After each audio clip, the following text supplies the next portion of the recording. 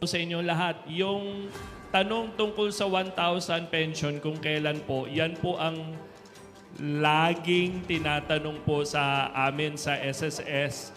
At hingi lang po kami ng kaunting minuto para may paliwanag po maigi.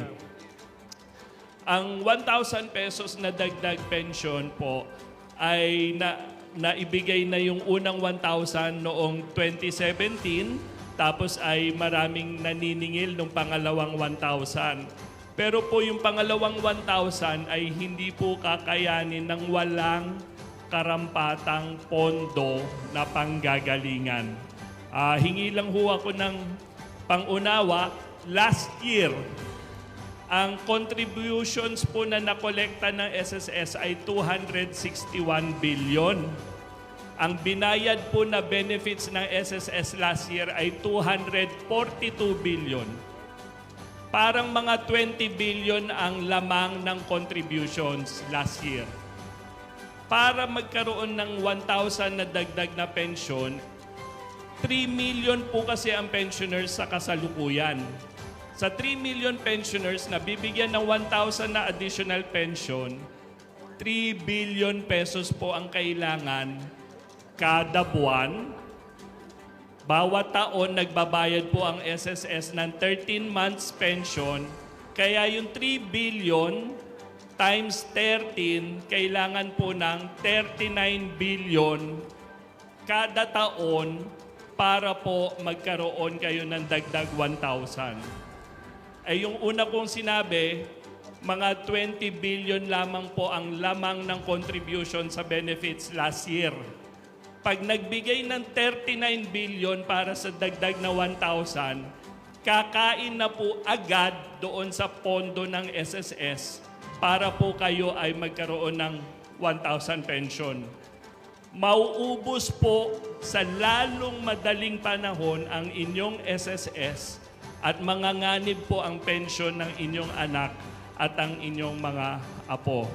Hingi po kami ng kaunting unawa na ang 1,000 pension na dagdag ay hindi po talaga kaya ng walang karampatang panggagalingan po.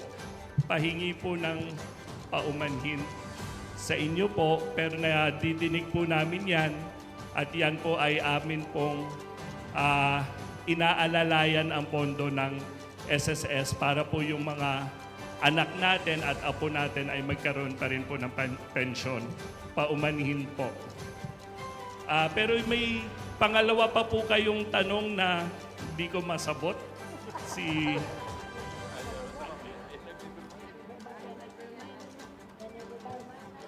Nevermind na lang, sir.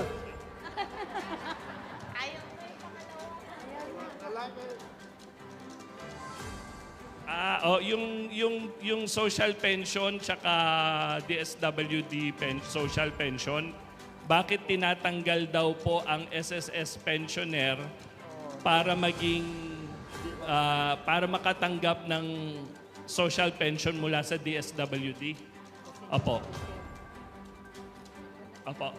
Yung social pension po ay para sa indigent, sa pinakadukha po sa ating mga kababayan.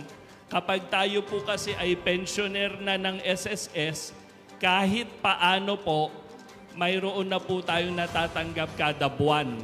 Ang pinakamababang buwan ng pension po ng SSS ay 2,200 pesos. Kung ang inyong kasama sa pamilya ay tumatanggap na niyan, kailangan po sanang hindi na, sa iba na lang pong pamilya mapunta yung 1,000 na indigent social pension ng DSWD. So, sa ngalan ng DSWD, hingi din po kami ng unawa sa inyo na kapag kayo ay pensioner na ng SSS, hindi na po muna kayo pwedeng isama sa DSWD social pension.